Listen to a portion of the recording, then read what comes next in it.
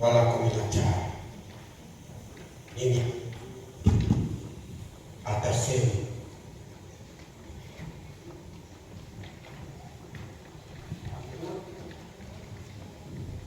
Usinitazame bali tazama kile ambacho Mungu ametia ndani mwangu. Amen. Dunia ilikuwa imejawa giza mtupu, alafu Roho wa Bwana akatulia juu ya maji. Amen. Na wakati Roho wa Mungu alipotulia juu ya maji, Mungu akaanza umba. Na wakati Mungu alipoanza umba, akaumba kitu cha mwisho, ni kitu ambacho walikuwa wanaita mwanadamu. Amen. Mungu akamuumba wewe mwanadamu, akakuumba wewe na mimi. Amen.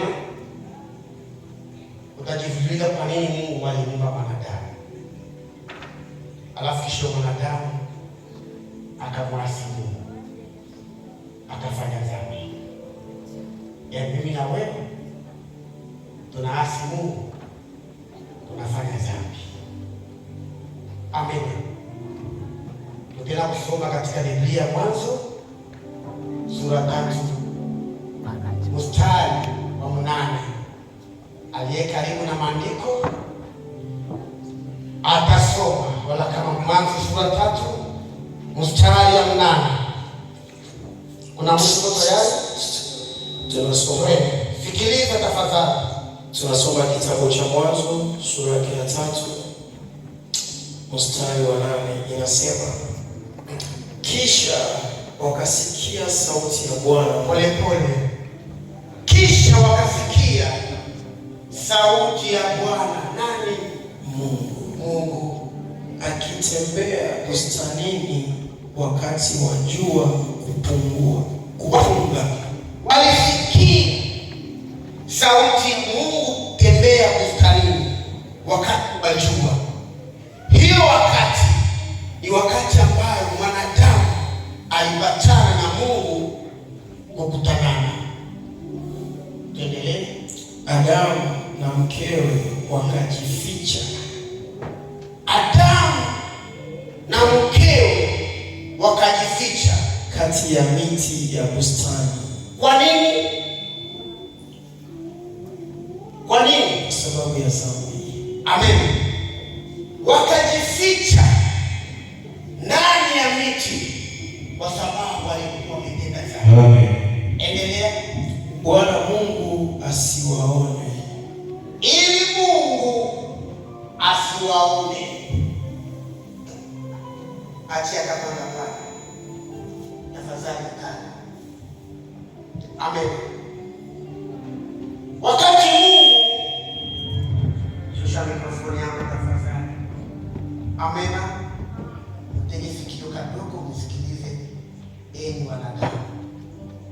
Amen. Ujue kwa nini leo wewe uko na kwa nini Mungu anakupenda.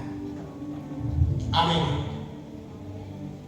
Wakati Mungu alikamata hatua ya kuumba wanadamu, na Mungu alikamata hatua ya kuokoa wanadamu. Amen. Mungu akamuumba Adamu na Eva, akawatia katika bustani ya Edeni. Amen. Katika ile bustani ya Edeni, Mungu aliwaweka waichunge, lakini akaanzia sheria. Matunda ya mti hii msiule. Kausai basi. Amen. Matunda ya mti hii usile. Wanadamu, Mungu anapokuita, unapotoka tumboni wa mama yako, Mungu anajua kwa nini Mungu. Lakini Mungu atakupa sheria. Ni kwako wewe mwenyewe kuamini au kukubali. Nitatii wala sitatii. Mungu hatakuforce. Na ndio maana hakuforce Adamu. Amen. Ikiwa ni vile Mungu ni mweza yote, Mungu ni mjua yote, eske Mungu alijua kama Adamu na Eva watafanya dhambi? Kanisa la Bwana, tegeni sikio msikie. Kuna mahubiri mengi ya wanadamu wanasema kama Eva alizini na shetani, lakini hapana. Amen. Bwana Yesu asifiwe. Na ikiwa kwa nini Mungu alijua na akamuumba mwanadamu? Mungu alijua, na alipojua akataraisha njia ya kumwokoa mwanadamu. Kabla Mungu hajaumba mwanadamu, alitaraisha mpango na akataraisha mpango ya wokovu kwa mwanadamu. Amen. Kwa maana Mungu hawezi akakuforce, bali Mungu atakwambia tu, mwanangu, tembea katika njia hii ili upate kuona mafanikio. Ni wewe mwenyewe utakubali ndio wala hapana. Nani aliyemdanganya mwanadamu? Ni nani? Shetani. Na kwa nini alimdanganya? Amen. Amena. Mtege sikio kadogo msikilize. Kwa sababu gani? Huko nje kuna mafundisho mengi. Acha niwaambie kadogo. Wandugu wangu wapendwa, nasoma Biblia, nilisoma hapo. Amen. Nilisoma kuanzia Mwanzo mpaka Ufunuo. Nitafundishwa na baba yangu alikuwa anaitetea. Na ikiwa leo mimi nasimama hapa nikiwaambia neno la Mungu, ni ile jambo ambayo nilimsikiliza baba akiongea, na ile ambayo kamata hatua ya kwenda kwenye shule nikasoma. Mimi sikuwa napenda hii kazi kusimama kwa madhabahu, lakini baba yangu alikuwa anaitakia. Amen. Wengi kala mkambi wanajua ukanisa ni kwa ndani, natoka mimi nakimbia ninaenda mimi ninafanya kazi zangu, lakini ile roho ilikuwa ndani mwangu. Amen.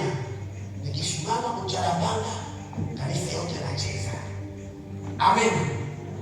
Sikiliza Mkristo mwenzangu, kwa nini shetani aliamua kumdanganya mwanadamu? Ukumbuke ya kwamba shetani alikuwa ni kiumbe mwanga, na mahali pote alikuwa anapita, mwangaza na utukufu wa Mungu ulikuwa ukionekana.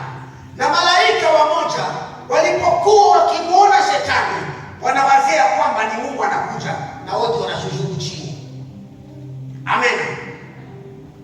Mungu akakamata hatua. Biblia inasema hivi, Mungu akasema, na tufanye mtu kwa mfano wetu. Kwa mfano, mujibie kanisa la kama ndio maandiko tutayasoma.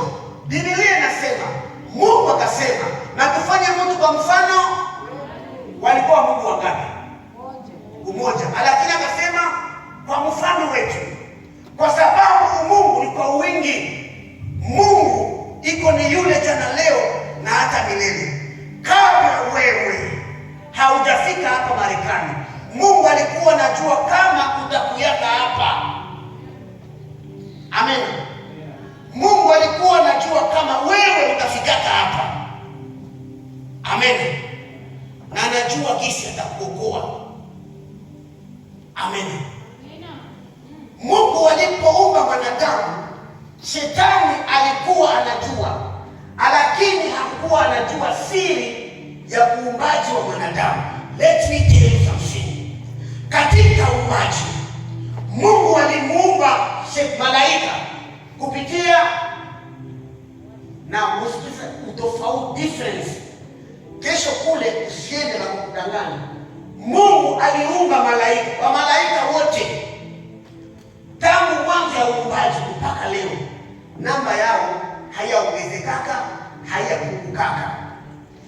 Namba ilipungukaka ni wale ambao walioasi huko juu wakateremka huko, lakini wale ndio wangaliki leo. Kuna wale miaka ngapi? zake hawatendake dhambi. Amen. Ni watakatifu sababu wanasimama mbele za Mungu. Waliumbwa kwa neno. Shetani naye aliumbwa kwa neno, lakini Mungu alikuwa anampatia mamlaka. Amen. Alikuwa Lucifer, mpeleka mwangaza wa Mungu. Hata wale rafiki yake aseme kama Lucifer nilimwona, wewe ukamkuta wapi? Kumwona yako tu hivi utaanguka, kwa sababu angali na ile uwezo na utukufu. Mungu hakumnyang'anya, anangojea hukumu yake ya mwisho itakapofika, na ndio anamvuna madaraka yake. Amen. Wakati Mungu alimfichika shetani ile siri ya mwanadamu, kwa sababu mwanadamu hakuumbwa kwa neno. Ya kwanza, mwanadamu alifinyagwa katika ardhi. Mungu alimuumba mwanadamu, kukapita miaka.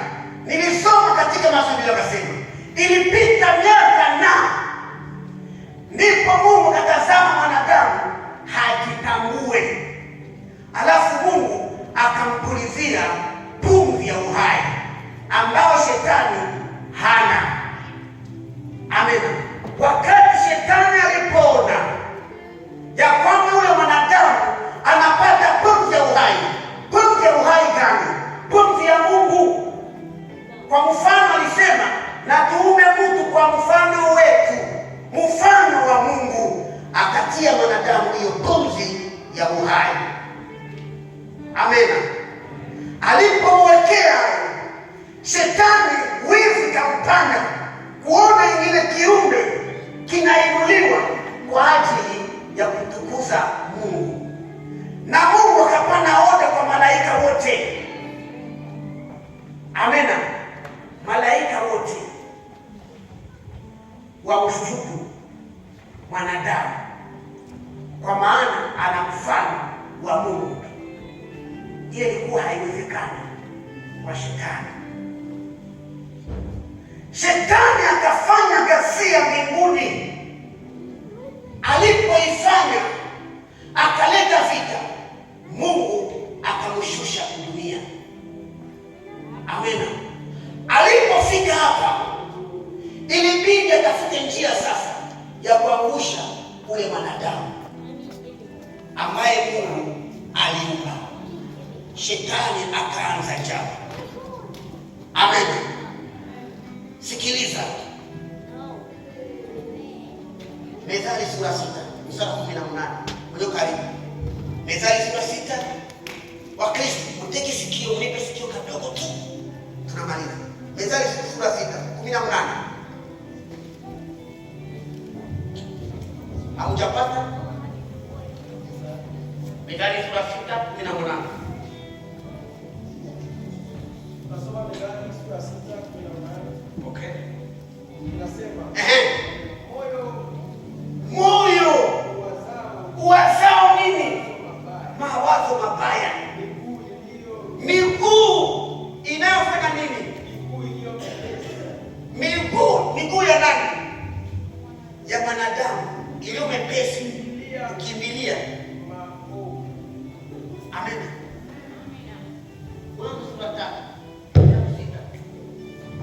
Sikiliza, alafu tutadetermine.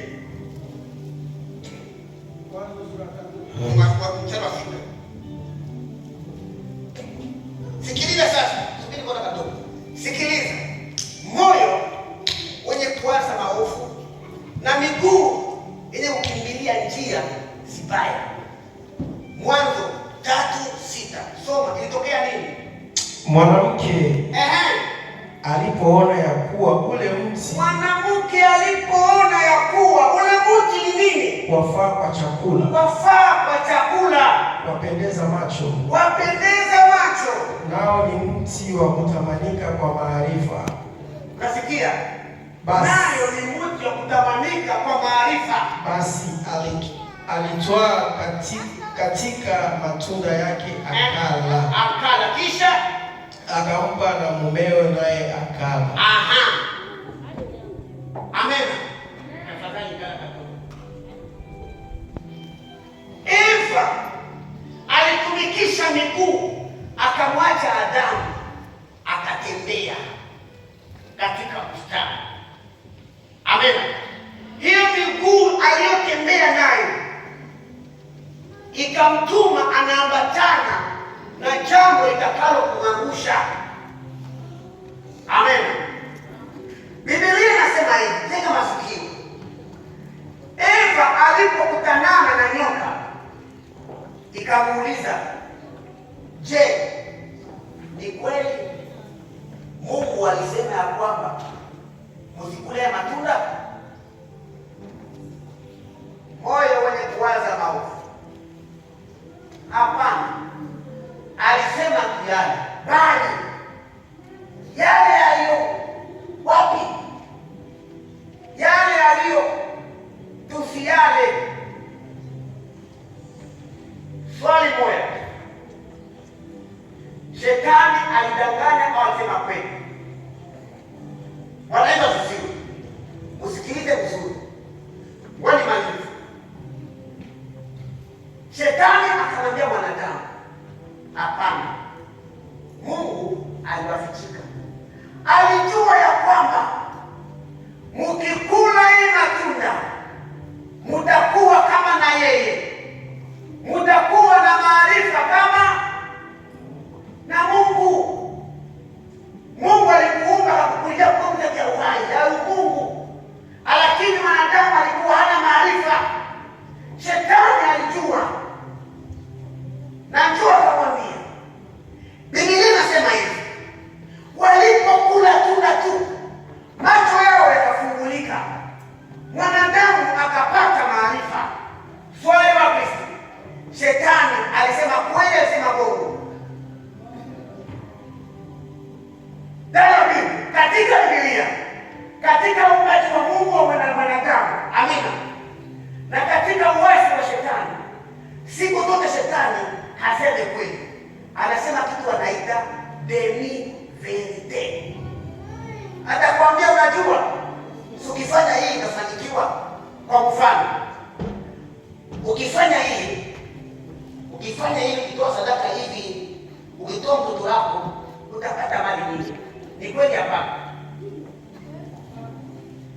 Hapana. Hao watu wenda kwa Shetani walikuwa na mali, hawana mali. Si wako nayo. Lakini mwisho ni nini? Hukumu. Pale Shetani anakamata wanadamu. Anakuonesha mema ambayo itakutupa katika moto. Alafu mwanadamu unafungwa macho. Unayakubali. Utayapata. Utatembelea benzi. Utaikala mtu kifahari. Utajifanya kitu nataka. Lakini mwisho yako hiyo. Shetani hakubali aangamie mwenyewe. Anapenda tuangamie pamoja. Tabia pale kama kufunga. Na sasa huyu mwanadamu alipojikuta iko uchi, alifanya nini? Biblia inasema nini? Alipojikuta iko uchi, akajificha. Amen. Mwanadamu na Mungu walikuwa wanapanga masaa ya kuja kuonana, kuongea. Zamani mwanadamu alikuwa anaongea na Mungu. Wakati walipokula, Mungu akakuja. Alipokuja akamkuta mwanadamu pale ambapo alipokuweka hayupo, amekuwa ameenda. Amen. Alikuwa anaenda wapi? Alijificha kwa ajili ya dhambi. Kanisa la Bwana, haleluya. Haleluya, kanisa la Bwana. Ni jambo moja tu linalokutenga na utukufu wa Mungu. Ni nini? Sema nguvu. Dhambi. Kanisa, sema nguvu. Dhambi.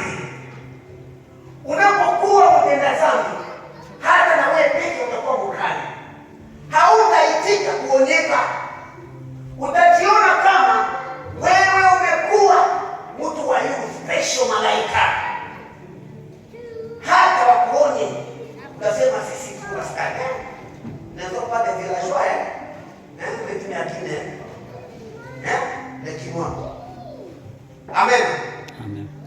Wakati mtu anapokuwa akitenda dhambi, kiburi ya shetani inamwingia, hakubali tena kuonyeka.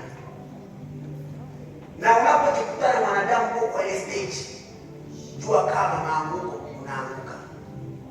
Kitu moja kitakachokusaidia tu ni neema ya Yesu Kristo.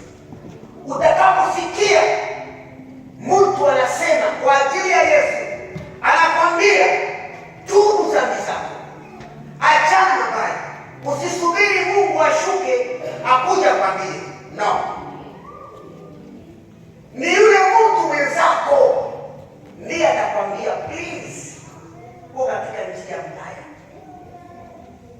Katika sheria ya kanisa Wakristo, sikiliza, imesema hivi: Mkristo anapotenda dhambi, mtu mmoja anaenda kumuona, akikataa wanaenda wawili, akikataa unachukua mzee wa kanisa, akikataa wanafanya nini? Wanafanya nini? Wanamtenga kanisani. Na wanapomtenga kanisani ni kwa sababu walifanya maovu. Kanisa la Bwana, wa mama, wa dada, wa kaka, sikilizeni, inatubidi tujikaze, tutembee katika ile utu wa kimungu. Amen. Hakuna mtakatifu chini ya jua, bali tumetakasika kwa damu ya Yesu pekee yake. Kulikuwa mtakatifu mmoja tu katika dunia ambaye hakutenda dhambi, na kuna mwingine ambaye Mungu aliona kama ni mwaminifu akamwondoa katika dunia. Unawajua kanisa? Unawajua? Ni nani na nani? Na nani?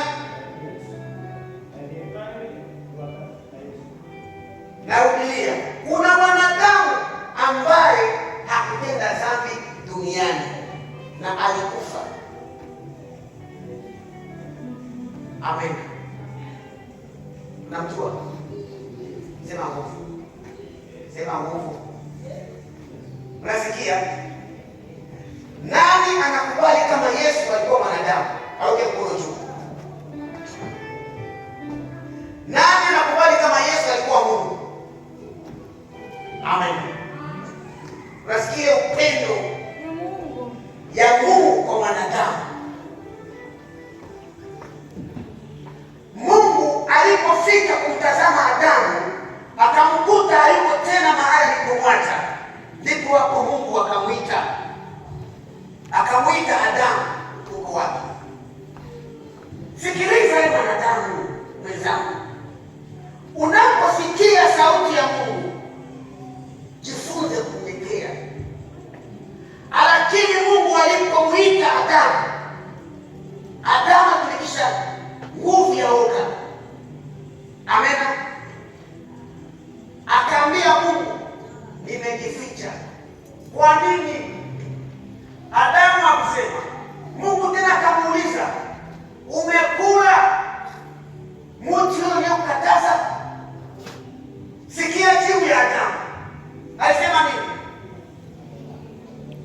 Sema nguvu dada. Sema nguvu. Sema. Unasikia? Ni huyo mwanamke ambaye ulionipa. Dhambi kaingia duniani. Huyo mwanamke alitumikisha miguu ya kwenda kunifanyia maovu na moyo mwenye kuwaza mabaya. Mwanadamu unapowaza mabaya, Ukristo umetoka ndani mwako, kwa sababu wakati ya mawazo yale mabaya, na ndipo miguu itakutuma uende katika njia ya maovu. Usiwazie kama watu walikumbiwa au walizaliwa kulewa wala kusharatibu. Hapana, kuna jambo ilitokea ili wale watu wawe hivyo. Amen. Amen. Dhambi inaanza kwenye moyo. Moyo inakusukuma, miguu inatembea na mikono inagusa, masikio yanasikia, macho naona na pua inagusa dhambi. Usipokuwa mwangalifu katika imani, na hapo mwanadamu unaanguka. Na ukianguka, ukiposimama, njia yako ni upotevu. Amen. Amen. Lakini Mungu kwa upendo ambao alimuumba mwanadamu, alikuwa na ile roho ya huruma. Sikiliza vijana wenzangu, sikiliza mama zangu, baba zangu. Upendo wa Mungu ni upendo mkubwa sana, hauna mpaka. Wewe kuja kwa Yesu vile jinsi ulivyo, Mungu mwenyewe atakubadilisha. Sio maombi ya pastor fulani na bishop. Ni neema ya Mungu ndiyo itakuingia ndani, itakubadilisha ukiamini na ukikubali. Sema amen. Amen. Amen. Wakati Mungu alipoona yale yote, akakamata akamshonea mwanadamu mavazi, akamvika. Amen. Mungu akamchinja mnyama, akatengeneza vazi, akamvika mwanadamu. Inabidi na Mungu akuvike vazi lake. Amen. Usione vazi hili. Amen.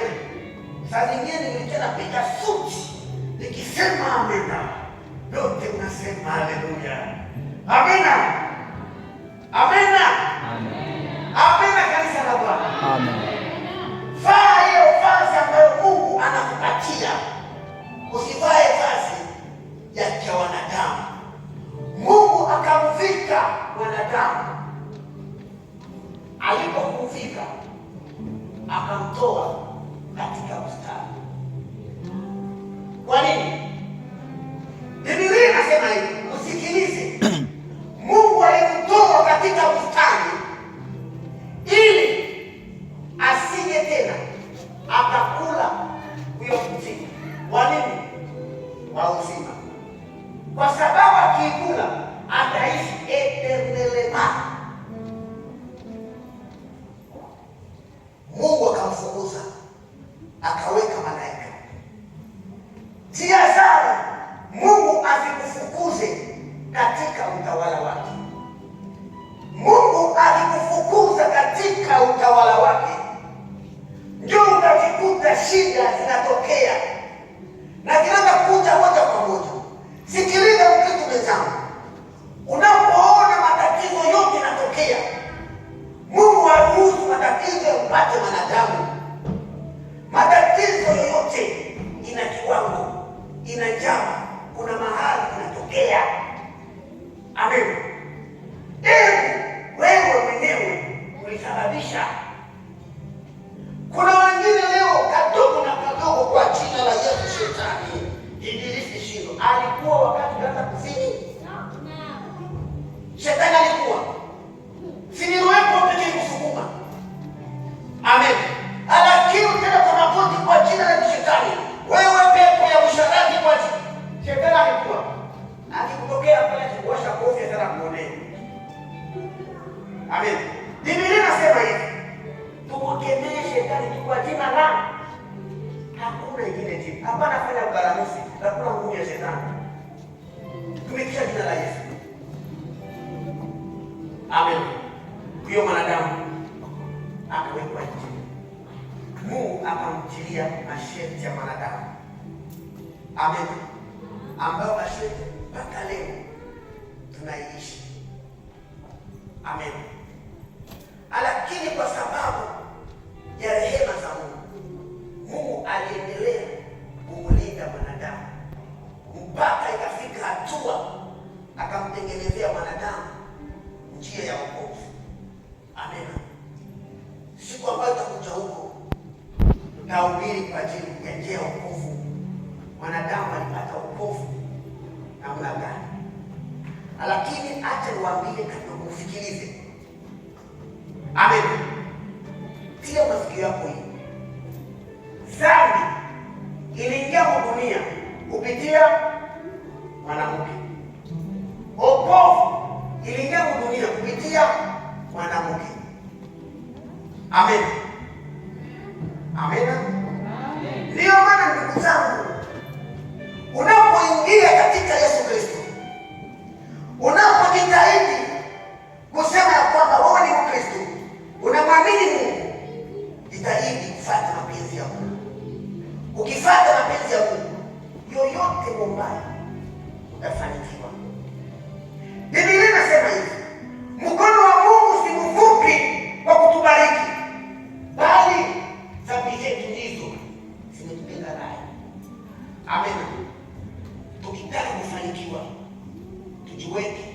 katika mikono ya Mungu. Usisubiri Mungu ashuke mbinguni ili apate kukwambia. Ni mwanadamu mwenzako ndiye atakwambia. Yale magonjwa uko nayo hayataki kutoka, ni kwa ajili ya imani yako. Hautaki kuamini. Amen. Sikiliza. Kwa jina la Yesu, toka. Natoka. Kama haukutosha, haitatabaki. Amen. Kwa jina la Yesu, kila simama, anasimama. Kama kutamka, hasimama. Amen. Tujitahidi kusogelea Mungu na kuomba Mungu ili tuendelee katika hema la Bwana. Tusimame tafadhali. Tusimame. Utagusa mkono wako kwa kifua. Amena. Amena. Amen. Utatia mkono wako kwa kifua na kuambia Mungu akupe haja ya moyo wako. Amen. Amen. Ambia Mungu akupe haja ya moyo wako. Amen. Muujiza, kuna muujiza inafanyika hapo hapo, na kuna muujiza inafanyika kwa dakika.